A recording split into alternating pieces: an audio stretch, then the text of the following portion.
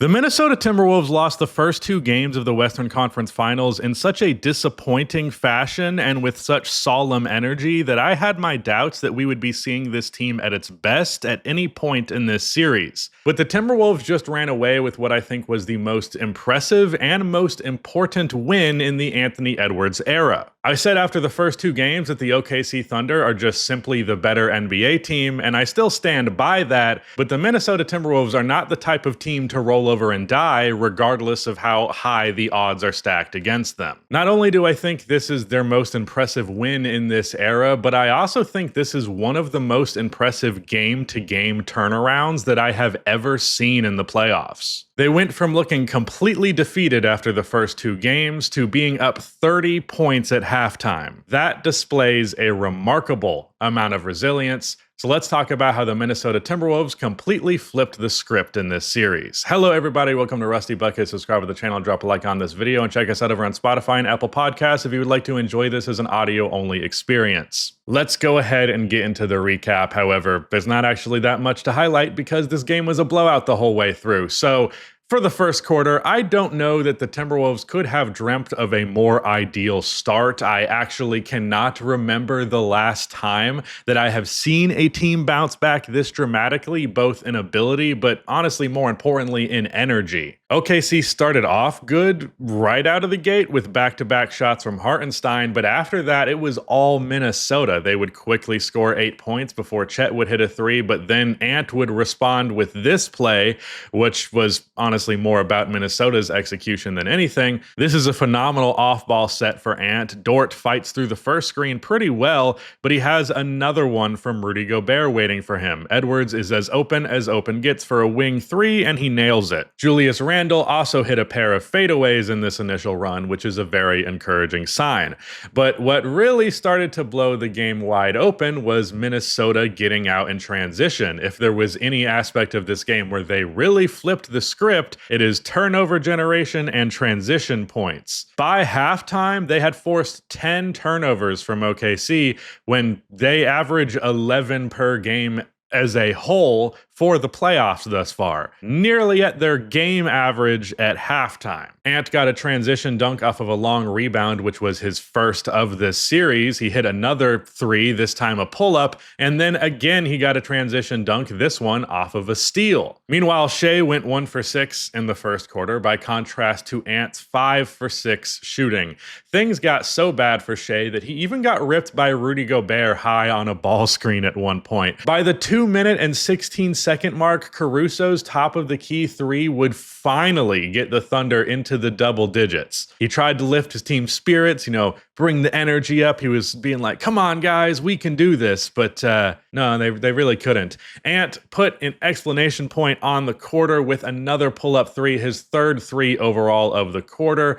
This one right in his defender's face, top of the key. Ugh. This is Minnesota's most impressive offensive and defensive quarter of this series, and it's up there for their playoffs in general. And I don't want to chalk the game up simply to energy because that's a little bit overly simplistic, but one of these teams looked like they were just revived and really enjoying the opportunity at a new life, and the other looked like they were super defeated basically halfway through the first quarter. And in a way that is tangible, they got an 8-second violation, and on this play, which could have been a strong note to end on, J-Dub gets a great look at the rim with only 4 seconds to get there, which is super impressive, but he leaves the layup short. That's the type of shot that could have changed the momentum a little bit, but no, Minnesota leads 34-14. OKC looks asleep. They have a chance to bounce back at this point, but things are not looking good. In the second quarter, I was caught off guard seeing Terrence Shannon Jr. check in. Then again, Tony Bradley did play for 9 minutes yesterday, so maybe I shouldn't have been surprised by that, but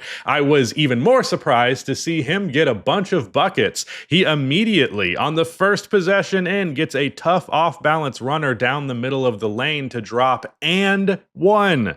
He also hit a mid-range pull-up at the free throw line, got a layup to go down in transition, and he got fouled on another shot, hitting both of his free throws, getting him to 9 points in 4 minutes of action. Things were bad enough for OKC. Now they got a dude who probably is at the very, very bottom of the scouting report checking into the game and cooking them. OKC did well enough to survive the non-SGA minutes in the early second, at least offensively speaking, as J-Dub got to the line a couple of times. When SGA did check in, it was still more rough stuff from him early, and to further display how rattled they were and how rattled he was, here he goes up and down on a mid-range pull-up, a shot that he can definitely hit. It's not as open as it could be, but it's certainly better than passing the ball off of Hartenstein's back trying to bail yourself out of the shot. SGA was bafflingly bad in the first half. Mark Daignault tried to throw his hat in the random rookie suddenly in the game ring as he gave AJ Mitchell some run, but unfortunately it did not go the way that Shannon went for Minnesota, as AJ, all he did was miss 2 wide open threes and then get bodied by Nickeil Alexander-Walker for an and one. This quarter was especially impressive for Minnesota because Ant had cooled down a little bit, but they honestly got even better on the offensive side when that happened, because Reed, after not hitting a 3 in the first 2 games, hit 2 of them at half, having 10 points in total at half, going 4 for 4 from the field. Nickeil Alexander-Walker has been great. He got that and one, got another big floater, hit a 3-pointer or 2, and Julius Randle started to cook more in the second quarter. OKC improved a decent bit on the offensive end this time around, as they nearly doubled their scoring output from the first quarter, and SGA had scored a quick 6 a minute or 2 after checking in, but then immediately going quiet after that. Minnesota is up 32, which is the largest deficit that OKC has faced all season, not just playoffs, season in general. J-Dub hits 2 3-pointers at the end of the second, so there's somewhat of a silver lining there, but they gave up 38 second quarter points to Minnesota, so they only sunk further into the hole even if the offense did get better. So they trail by 31 at half, which is the largest lead anyone's had on them all season. Did I write that? I didn't cut it out the second point. It was 32 at one point, it ended at 31, whatever. OKC also only had 2 fast break points in the first half. 2. Their bread and butter is moldy, and I guess butter molds too. Whatever. It's not going good is what I'm trying to get at. Minnesota is now up 72-41. No team has ever come back from a 30-point halftime deficit in the NBA playoffs.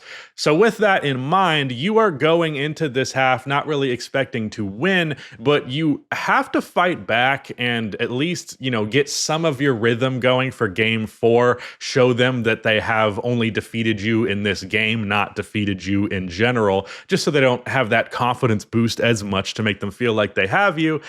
But that didn't happen. At the top of the third, OKC would go on 11-2 run, which was enough to make Chris Finch call a timeout after a transition 3 from Lou Dort. But from that moment on, Minnesota continued dropping haymakers. In this quarter, they hit 7 of their 12 3-point attempts. They were coming from everyone as well, and some of them were honestly disrespectful-ass shots. Randall and Ant both hit some tough-ass pull-up threes. Jaden McDaniels hit one that stopped that OKC run from the start of the quarter, and it was this 3 from Nickeil Alexander-Walker that really made me throw up my hands and say, yeah, this game is over. Like, at this point, it felt like they were hitting magnet balls. It was actually insane. To add to the list of the many terrible firsts for OKC in this game, this time around, this was also the first time OKC had allowed 100-plus points in the first 3 quarters in this postseason. Minnesota now leads 107-70, and at this point, the Scrubs were going to check in at the top of the fourth quarter, and I started writing the rest of this outline. I didn't see what happened. Seemed like AJ Mitchell played good, but the final score after the Scrubs closed it out was 143-101. So for my notes on the Minnesota Timberwolves, they could not have dreamed of a better outcome for the game than this. Ant was more effective in this one than I have ever seen him play. His mid-range shot was especially filthy. Okay, not more effective than I've ever seen him, but I don't know. In terms of just how he made the right choice every single time, this was about as surgical and perfection of a performance as you could have asked from Ant. He finished with 30 points in 29 minutes on 12 of 17 shooting, which gives him an 84% true shooting percentage. Jesus, that is good. He just looked comfortable. He looked super comfortable. The big thing as well is his mid-range shooting, because he literally only hit one mid-range shot in the first 2 rounds because he's kind of just cut them out of his game, at least not at the volume that he did, literally just a season ago, opting for 3-pointers more. But he hit 3 of them in this game, more difficult as they went along. Randall bounced back from that game too. Terrible performance, and I saw some people acting like he was just like exposed and done after this one.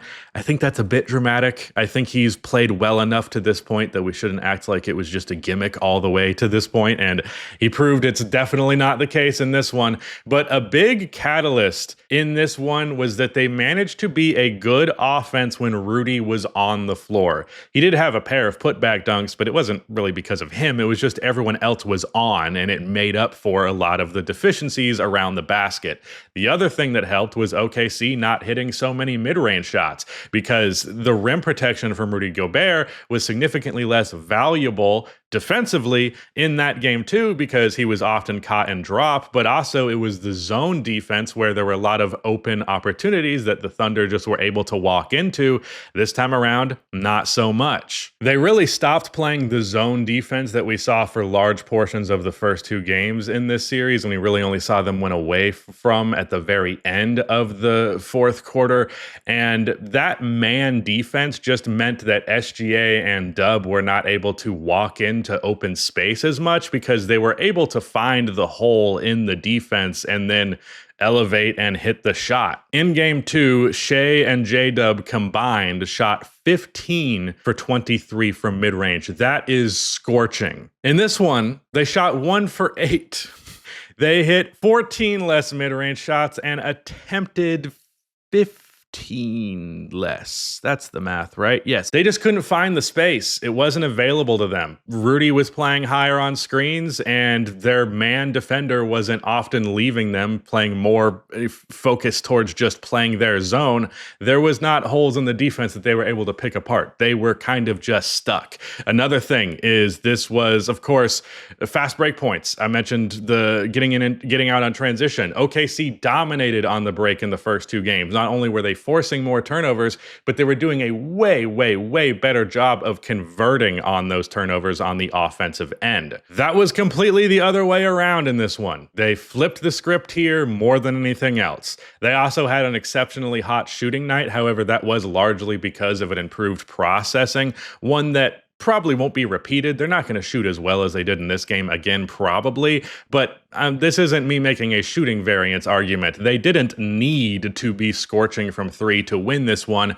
but it certainly turned what would be perceived as a bad game for the Thunder to a nightmarish one for the Thunder. The role player core and bench easily outperformed OKC's before the 4th, so not counting the garbage time. The Wolves had 37 bench points while OKC had just 14. Minnesota was playing the math game with the mid-range shot, but that wasn't working before because the mid-range shot was going in. But now that it was eliminated from the equation and the rim was eliminated from the equation and the Thunder are a terrible shooting team, well, it's no surprise. They had all 3 levels defended exceptionally well, and it honestly makes it seem silly in hindsight that they played so much zone. A big problem for them in this series was that Minnesota had to either be all offense or all defense because of this Rudy Gobert-Naz Reid dynamic. But in this one, they scored as well as they possibly could with Rudy on the floor, and they defended as well as they possibly could with Reid on the floor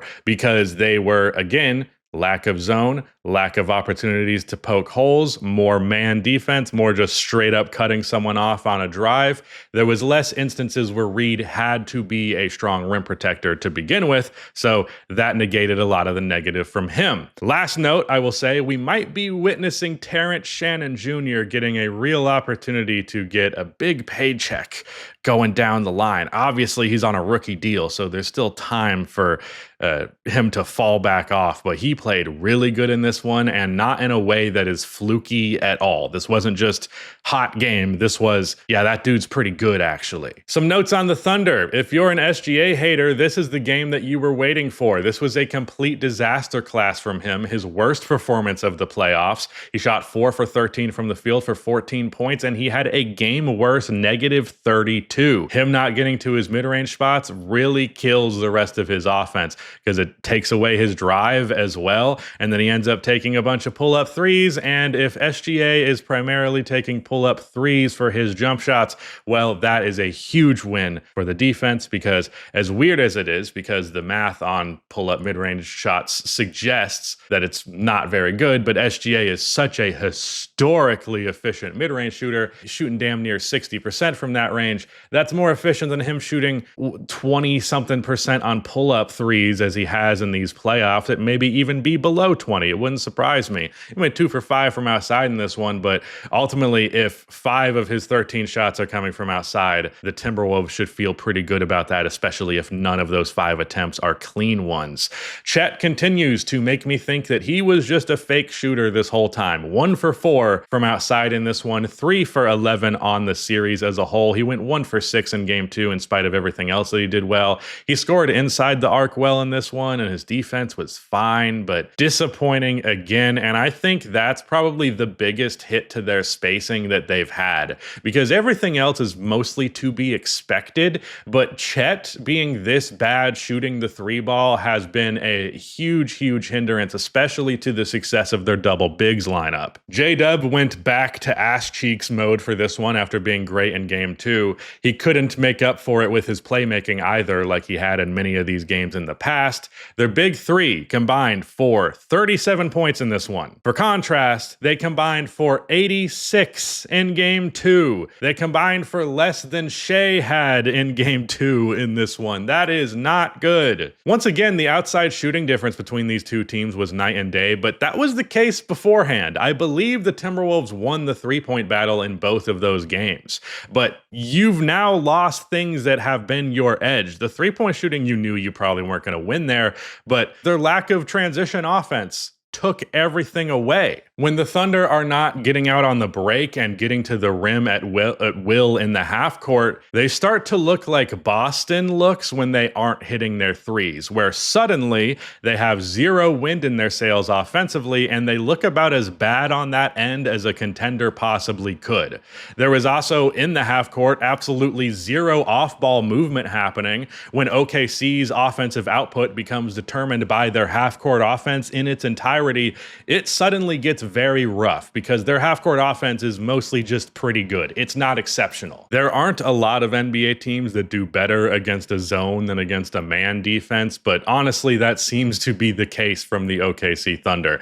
There's just absolutely no off-ball movement. None. And that's just not acceptable. If you're going to put up a wall in front of the basket, the only way you're going to break that up is by kind of getting the defense in transition. And they did nothing, or in rotation rather. They did nothing to get the defense in rotation. I also don't get the AJ Mitchell minutes. I know he was trying to match the Shannon Jr. thing, but I don't know if that was the move. He was great in garbage time, but when the starters were in, the one time that he checked in, he was not good.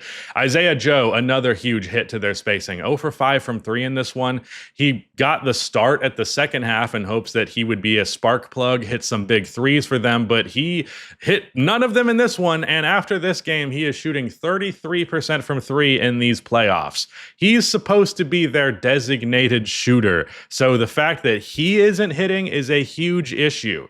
Now, one major silver lining to this one is they only lost the first quarter by like some crazy margin. They lost the second quarter by 11, which is certainly not a good thing, but not something that's insurmountable.